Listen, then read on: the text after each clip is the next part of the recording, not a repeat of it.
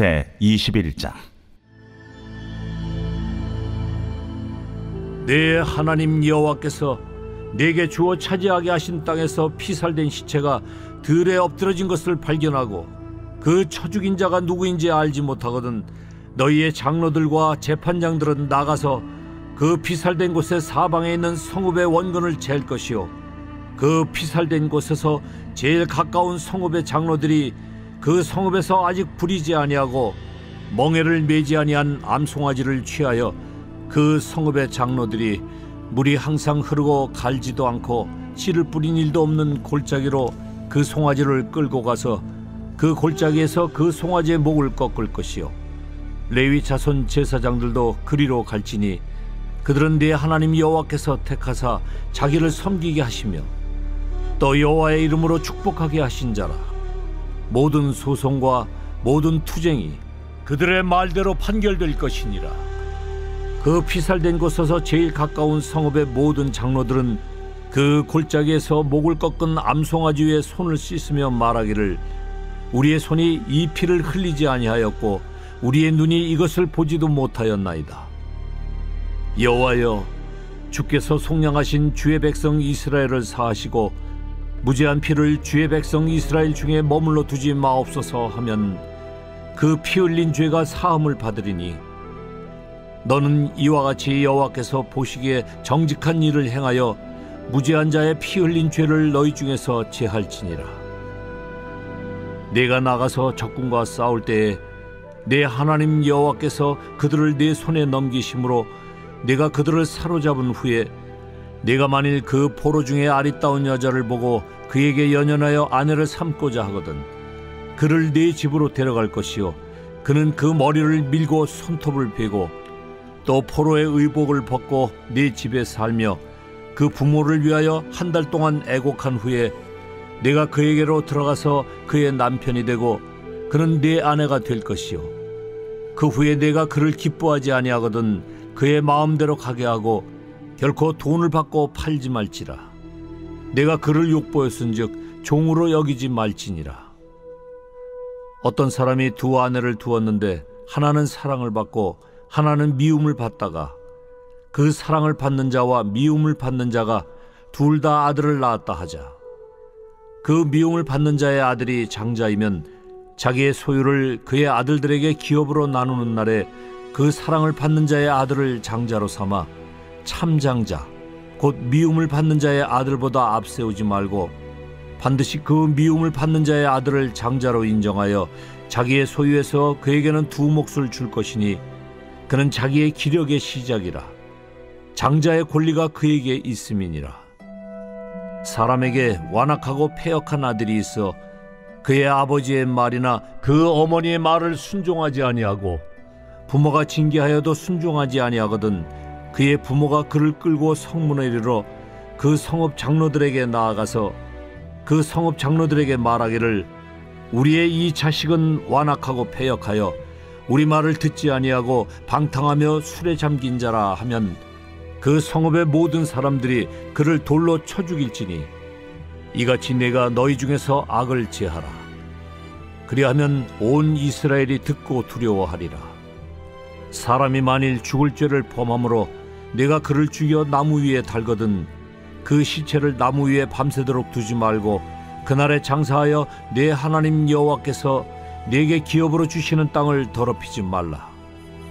나무에 달린 자는 하나님께 저주를 받았음이니라. 신명기 21장은 먼저 이스라엘 백성들 가운데 어떤 죄도 용납하거나 가까이 두지 말 것에 대한 말씀이 이어집니다.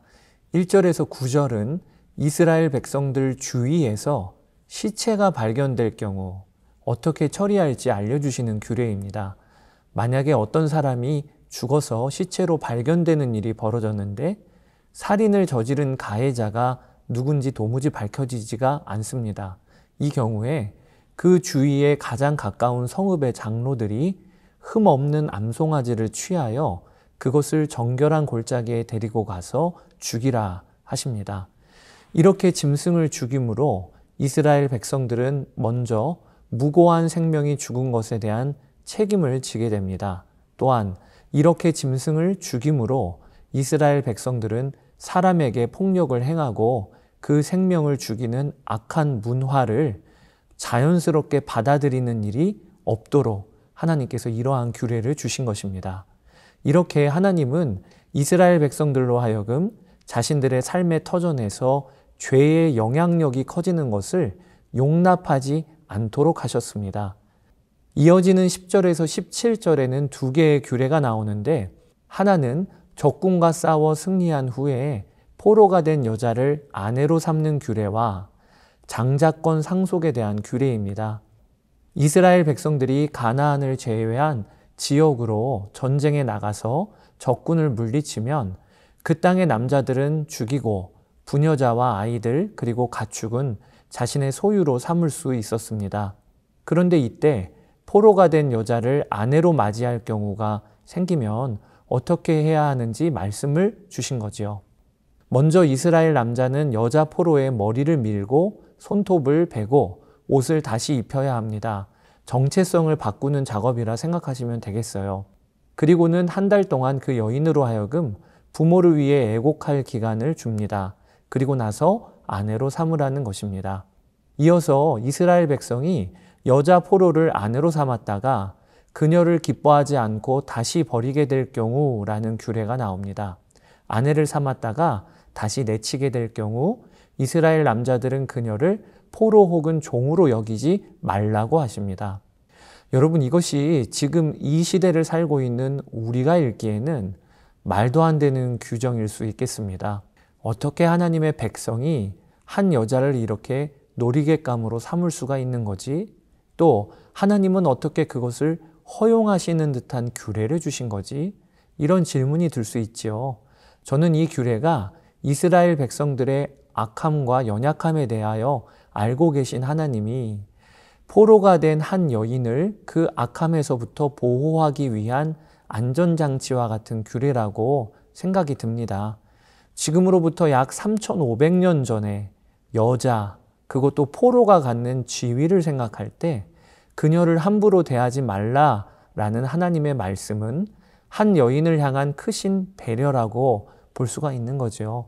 이어지는 장자의 상속권에 대한 규례도 그 안에 약자를 향한 하나님의 배려가 묻어나는 규례입니다. 한 남자가 두 여인을 아내로 삼았는데 한 여인은 사랑하고 한 여인은 덜 사랑합니다. 그런데 그 두 여인이 각각 임신하여 아들을 낳게 된 경우, 그때는 덜 사랑하는 여인이라도 그녀가 먼저 아이를 낳았으면 그 먼저 난 아들이 장자권을 갖게 된다고 말씀하시는 겁니다. 18절에서 21절은 패역한 자녀에 대하여 공동체 전체가 돌로 그를 쳐 죽일 수 있다는 규례가 이어집니다. 이스라엘은 철저하게 가정에서 부모의 권위가 절대적인 공동체였어요. 부모의 말을 자녀가 순종하지 않는 것은 가정의 수치가 되고 뿐만 아니라 그 가정이 속한 마을 공동체의 수치가 되는, 이게 이스라엘 백성들의 공동체 문화였습니다.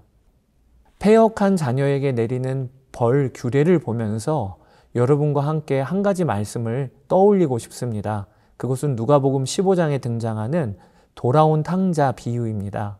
아버지의 재산을 탕진하고 염치 없이 돌아오는 둘째 아들. 그 아들은요, 오늘 신명기 21장의 규례대로 하면 큰 위기에 봉착해 있었던 것입니다. 그는 아버지의 명예를 더럽혔습니다. 뿐만 아니라 마을 공동체의 명예도 더럽힌 거예요. 그래서 돌아오는 그 둘째 아들을 먼저 발견하는 자 그 누구라도 그에게 돌을 던질 수 있었습니다. 그게 오늘 본문의 규례예요. 이것을 알고 있었던 아버지, 그 아버지가 취한 행동은 패역한 아들에게 먼저 달려와 그를 끌어하는 것입니다. 여러분, 이것이 어떠한 행동인지가 오늘 본문인 신명기 21장의 규례에 비추어 보면 잘 드러나게 됩니다. 아버지는 단지 반가운 마음으로 아들에게 달려간 것이 아닙니다. 아버지는 율법대로 하면 돌에 맞아 죽을 아들에게 달려와서 그를 자신의 몸으로 와락 덮어서 보호하신 것입니다. 즉, 공동체로부터 둘째 아들이 받아 마땅한 저주와 치욕을 아버지가 대신 받으신 거예요.